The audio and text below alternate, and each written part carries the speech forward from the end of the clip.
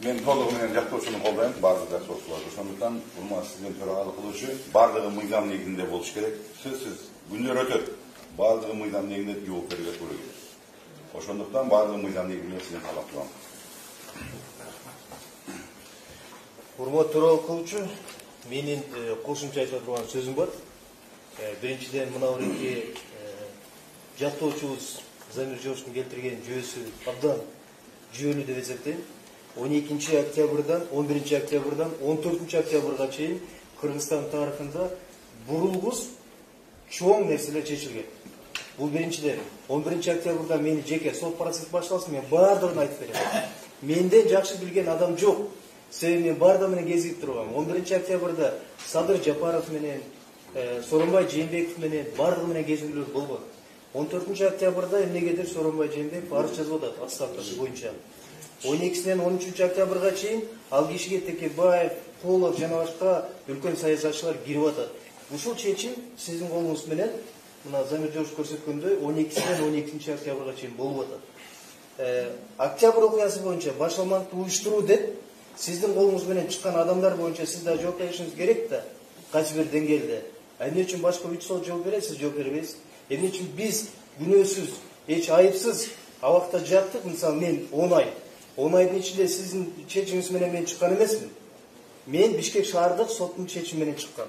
Сизге 5 ай бою мени жактоочум, буякта жактоочулар жана айыпталуучулар жүйөлөрдү келтирип атты. Эч айыбы жок, эч күнөөсү жок, отурабыз деп. Бирок уккан жоксуз. Мен Бишкек шаардык соту менен чыккан. Ошондуктан бул биринчи себеп, мен ишенбестигим. Экинчи себеп, менин камалганымдын да себеби бар, саясий чечим. Сөз эркиндиги, демократиялык принциптер боюнча дагы бир чоң себеп болгон. Жакында сиздин чечимиңиз менен Нурбек Токтокунов 5 күндүк абакка алынган. Сөз эркиндиги боюнча. Украина, Россиядагы митинг. Эми башка нерсе, бирок сиздин чечимиңиз менен Кыргызстандагы сөз эркиндиги буула турган биринчи кадам болгон. Бул экинчи жүйөлүү себеп. Үчүнчүсү, мен эмне үчүн жеке ишенбейм. Анткени мен дагы мындай темир тор артында отуруп, сизден абдан көп суранганбыз. Үй бүлөлүк жагдайды түшүндүрүп бергенбиз, башка жагдайды түшүндүрүп бергенбиз. Бир нерсени эске алган эмессиз. Алдыңызда турган 105 том. 105 томду мен ушу тордун артында турганда да кагаз менен көргөзүп айттым эле. 105 томдон мага карата эч нерсе жок. Мына мен дагы бир жолу айтам, эч нерсе жок. Опунбаевдин болгон бир жанагы жардамчысынын көрсөтмөсү бар. Молдокматов деген кирген экендиги. Анан якобы 5 октябрь кечинде 6 октябрь карата Молдокматов ГКМБнын ичинде Атамбаев менен тиги Садыр Жапаров бошотсун деп кирип келген дейт. Ал сүрөт 6 октябрда чыккан. Кеп качан жүрөм, жанымда Турганбаев жүрөт, Мелис Турганбаев. Аякта тиги ким жүрөт? Суаналиевдин чакыруусу менен барганбыз. Мекенчилер жүрөт. Эмне үчүн алар чакырылбайт? 5-нчи, мен ойлойм, бул абдан жүйөлүү себеп. Прокурорлорду мен деле билбей калдым канчасы келди. Сиз сурап койгон жоксуз. Эмнеге алмашып атасыңар? Эмне себеп болду? Мисалы мен үчүн маанилүү. Өткөндө прокурор келди, мен атын деле билбей калдым. Бирок кишини интернеттин баардыгы билет. Интернетке чыккан, коңчулук баардыгы билет. Ал киши жанагы сөз эркиндиги боюнча митингге чыгып, сиз айтып чыгарып атканда ошо киши айткан, улуу урматтуу президентибизге эмеде каршы сүйлөдүңүз, андай болбойт деп прокурор жооп келтирип, анан сиз чыгарган чечим болгон деп интернетке чыгып жүрөт. Кайсынысы үчүн билбейм. Ошо киши келген, бүгүн ал жок, башка отурат. Бул кишини билбейт экен ким экен.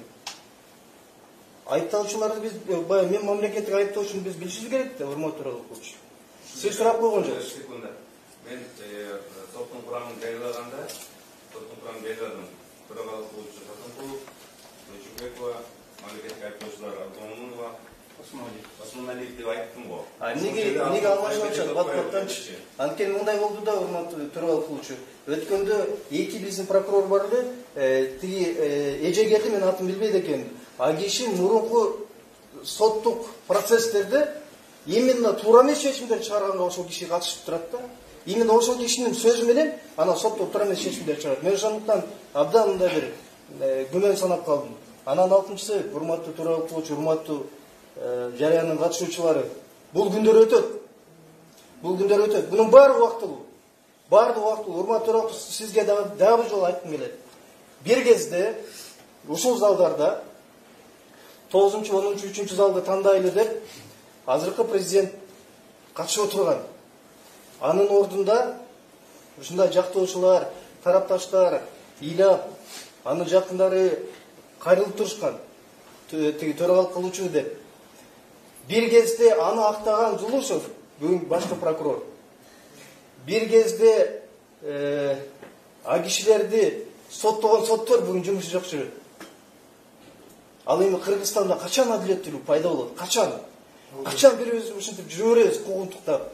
Качан сотто закон аткарылып, муну камаш керек, муну отуруш керек, муну сүйлөп атат көбүрөөк, муну отургузгула, оозун жабыш керек деген качан токтойт? Качан биздин мамлекеттик айыптоочулар 105 томду ачып көргүлөчү айынан, ачып калачы.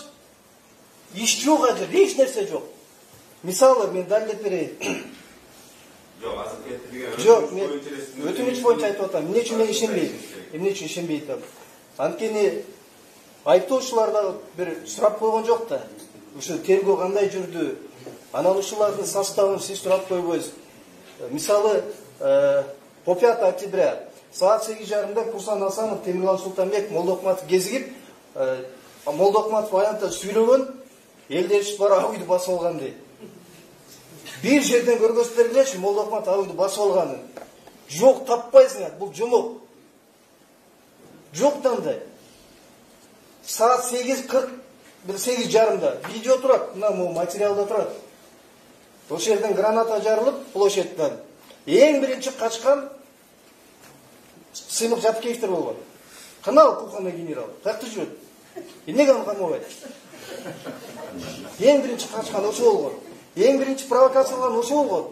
Анан эмне үчүн ушул иштерди, мына могу жаккан иштерди бир карап бир туура чечим чыкпайт? Эмне үчүн бийликке каршы сүйлөгөндүн баары эле куугунтуктала берет да? Мен ошон үчүн мамлекеттик айыптоочуларга да ишенбейм. Урматтуу окуучу, ушу. Рахмат. Туура.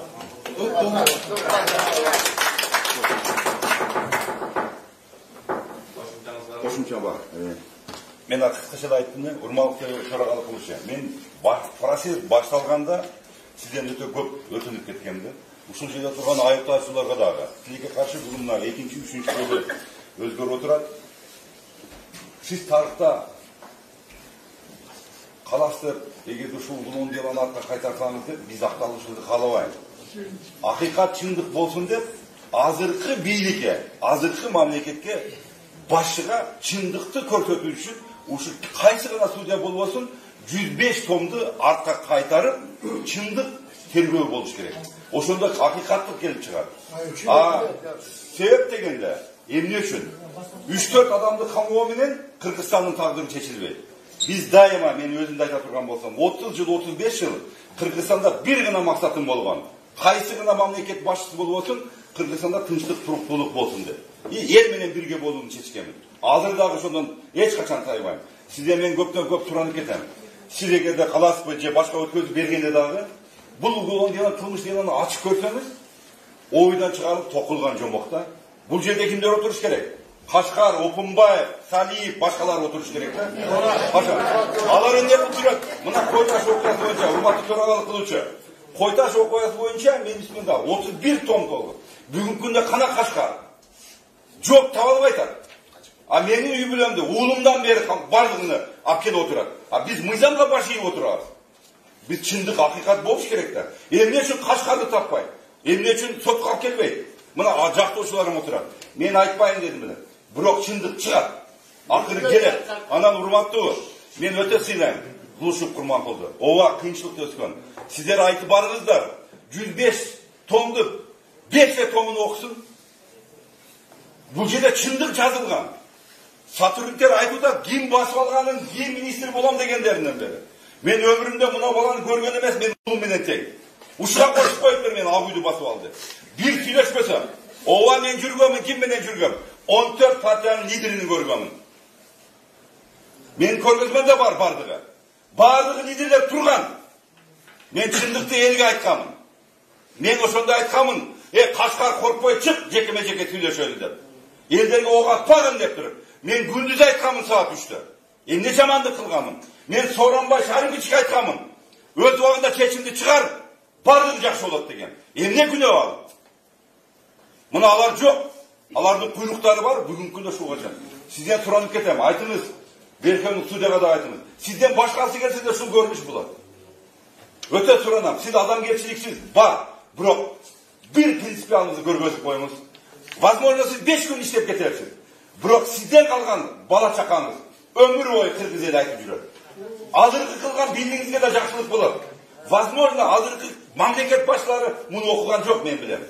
Эч ким окуган жок. Бардыгы билет. Бирок ички иштер министрлиги тергегенде бул жерде.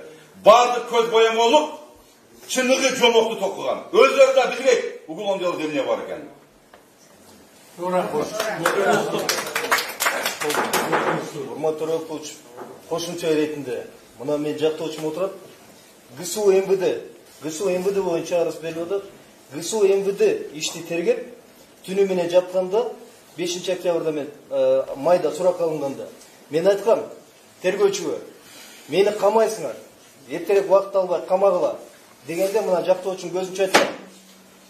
Улам эшикке кирип чыгып, жогору жактан тапшырма берилип атат. Кечирип коюңуз Жеңиш мырза деген. Бу жерде отурган мамлекеттик айыптоочулар айткан. Кечирип коюңуз Жеңиш мырза. Жогору жактан тапшырма келип атат. Туура түшүнүңүз деген сөздөр болгон. Анын баарын сиз билесиз. Ошон үчүн тарыхый нерсе кылып коюш керек эле да. Башында 105 томду алганда эле колуңузга мен карабайм деп койсоңуз жарашмат. Азыр да кечирмес. Эмнеге анткени могу 105 томдун ичинде тирүү адамдардын тагдыры турат. Эч күнөөсү жок. Тескерисинче, азыркы бийликтин келгенине кол кабышып жардам берген, түрмөдөн айрымдарын чыгарган, жана мамлекеттин мыйзамдуулук болсун деп чыккандар. Бүгүн эмне үчүн айыпталып отурабыз? Ушул эле иштин ичинде жүргөндөр жок. Мен дагы бир нерсени баса билгип айткым келет. Абдан маанилүү. Мейли бизди камап салгыла. Мен башкорго чарамаз үй камагында эртең деле кайра киргизип коюшу мүмкүн сотту. Любой күнү. Бирок бир чындык бар. 105 томдун ичинде 20 октябрда 5 октябрда өлгөн Үмүт деген баланын өлүмү боюнча иш жок. Иш жок. Жок, мен дагы жол кайталгым келет да, ал иш жок. Бул абдан маанилүү, урматтуу Төрөкулович. Биз мейли миңдеген жабыркагандар бар, 250 жаракат алгандар бар. Эмнегедир Үмүттүн иши жок. Мен ачык айтайын, Үмүттүн иши боюнча могу 105 томдун ичинде мындай да көрсөтүлгөн. Граната жарылган, чөнтөк жагынан табылган. Аны Үмүт өзү барып гранатаны алып, өзү жарылып, өзү өлгөн дегенге алып баратышат. Азыркы иш боюнча. Сиз ушуну билесиз. Анткени ишти так жазылып турат. Бирок бул ишке кирген эмес, сиз ошону карап атасыз. Ал Үмүттүн өлүмү боюнча Кашкар Жунушалиев, Опунбаев эң биринчи жооптуу. Себеби октябрь окуясында площадьта турганда биздин атыбыздан меморандумга кол коюлуп, 12 партиянын ичинен 11 партия кол койгон, мекенчил койгон эмес. Биздин атыбыздан Кубатбек Бороновго сүйлөшүүгө барышкан.